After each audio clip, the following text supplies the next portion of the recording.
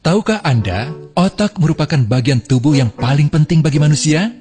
Sekarang angkat tangan Anda dan letakkan pada dahi.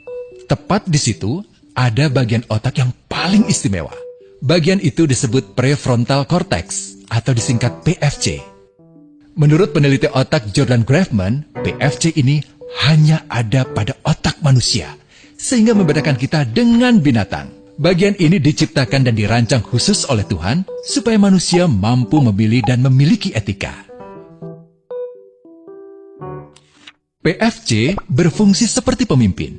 Ia bertanggung jawab untuk berkonsentrasi, memahami benar dan salah, mengendalikan diri, menunda kepuasan, berpikir kritis, dan merencanakan masa depan. PFC adalah pusat pertimbangan dan pengambilan keputusan. PFC inilah yang membentuk kepribadian dan perilaku sosial. Sayangnya, PFC adalah bagian otak yang paling mudah mengalami kerusakan. Jika PFC rusak, maka kepribadian orang bisa berubah. Rusaknya PFC bisa disebabkan oleh benturan fisik, bisa juga oleh zat kimia, seperti narkotika, psikotropika, dan zat adiktif atau nafsa. Dan ternyata penyebab paling merusak juga pornografi, yang disebut narkolema, narkotika lewat mata. Bagaimana pornografi mempengaruhi otak dan pikiran kita? Adi, remaja 12 tahun, melihat gambar di TV yang menjurus ke porno. Awalnya, ia merasa kaget dan jijik. Ini karena sistem limbik di otak Adi menjadi aktif. Sistem limbik mengatur emosi juga keinginan makan, minum, dan berhubungan seksual. Sistem limbik ini kemudian mengaktifkan zat kimia otak bernama dopamin. Dopamin memberi rasa senang, penasaran, sekaligus kecanduan. Zat ini juga aktif jika orang mengkonsumsi nafsa. Oleh karena itu, sifat candu pornografi sama dengan sifat candu nafsa. Otak akan mengingat apa yang membuat Adi senang dan bagaimana ia memperolehnya. Jika Adi mendapatkan pembinaan akhlak, etika yang baik, dan patuh pada norma sosial, dorongan melihat pornografi, meskipun menyenangkan, akan ia abaikan. Namun karena hal itu tidak ada pada diri Adi, ketika ia sedang merasa bosan dan ingin mencari kesenangan, otak akan mendorongnya agar melihat pornografi lagi. Namun lama-lama, Adi bosan melihat jenis gambar yang sama, dan butuh yang lebih porno untuk memicu rasa senang. Sekarang, dengan internet, pornografi menjadi jauh lebih mudah didapat. Pertama, Adi membuka internet dan tidak sengaja melihat gambar yang menjurus ke porno. Berikutnya, ia sengaja membuka lagi untuk melihat yang lebih porno. Awalnya melihat yang sedikit terbuka, lama-lama semuanya terbuka.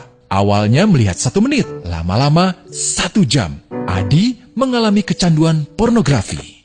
Bagaimana kerusakan PFC akibat kecanduan pornografi? Secara alamiah, dopamin dialirkan dari sistem limbik ke PFC. Orang yang kecanduan pornografi akan mengalirkan dopamin secara berlebihan sehingga membanjiri PFC. PFC menjadi tidak aktif karena terendam dopamin. Semakin sering PFC tidak aktif, ia akan semakin mengerut dan fungsinya terganggu. Sistem limbik justru akan berkembang semakin besar karena terus mengaktifkan dopamin, sehingga Adi cenderung untuk terus mencari kesenangan tanpa takut atas akibatnya.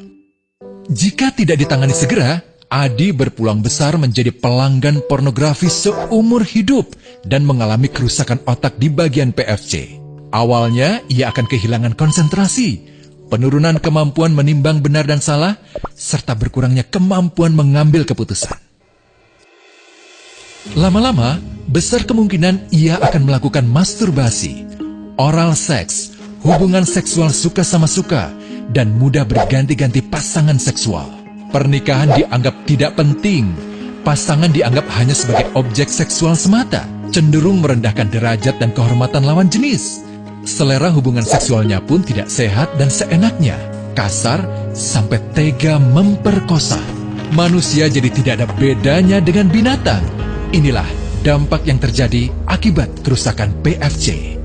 Ahli bedah otak Donald Hilton Jr. mengatakan, jika difoto menggunakan alat magnetic resonance imaging, otak yang rusak akibat pornografi memperlihatkan hasil yang sama dengan otak yang rusak karena kecelakaan. Ia juga mengatakan, Berbeda dengan dampak nafsa yang merusak otak di 3 bagian, pecandu pornografi yang sudah melakukan hubungan seks dengan anak-anak mengalami kerusakan otak di 5 bagian. Terbukti, pornografi pada anak lebih bersifat merusak karena PFC belum matang dengan sempurna. Tapi untungnya, otak anak yang belum sempurna ini masih mudah dibentuk. Pengaruh pornografi bisa lebih mudah dihilangkan asal ada usaha untuk memulihkan dengan sabar, terutama oleh ayah ibu, keluarga, dan orang terdekat. Pelajari bagaimana mencegah dan menangani anak yang terkena pornografi. Mari lindungi generasi kita dari bencana pornografi dan kejahatan seksual.